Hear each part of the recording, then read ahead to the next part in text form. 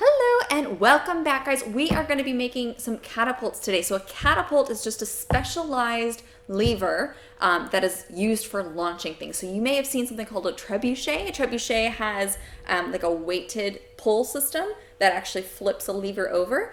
This is going to be slightly different. This is going to be a very simple catapult, and you can do this with pretty much anything that you have in your house. So what I have today is a cup, something to launch. So I've got a bouncy ball here.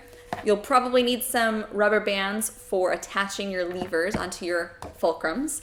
I've got this here. This could be another fulcrum if you wanted it to be. I've got a ruler here if you wanted to use that as your lever, but you don't have to use that. I also have a spoon here. I'm actually going to use the spoon today just because the cuppy part of the spoon actually makes it really easy to hold on to the ball. All right, so to make my very simple catapult today, I'm going to be using the cup, the spoon, and a rubber band. You can do this however you like. You can do this with any other materials that you have. This is just what I'm going to use today. So what I'm going to start with is I'm actually going to attach my spoon to my cup, and my cup is going to kind of act as my fulcrum. So I'm actually going to stick that in there just like that.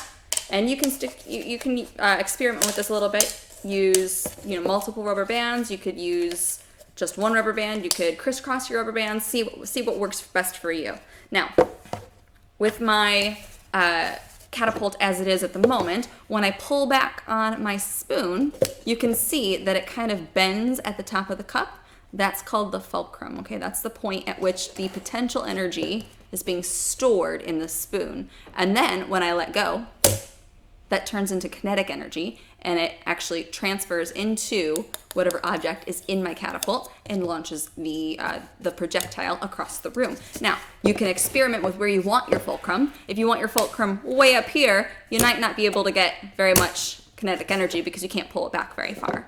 If you want your fulcrum further down, further away from the lever or the end of the lever, then you can actually store up quite a bit of energy before you launch your projectile. So I'm actually going to go somewhere right in the middle here. I'm going to go right about there. And I'm actually going to use my rubber bands a little bit more firmly. To make it a little bit easier for the ball to stay, I'm actually going to turn it kind of on its side here. Load up my catapults. I'm going to pull back, so transferring some potential energy into my spoon. And then I'm going to release, and that potential energy is going to turn into kinetic energy. Ready? 3, 2, 1.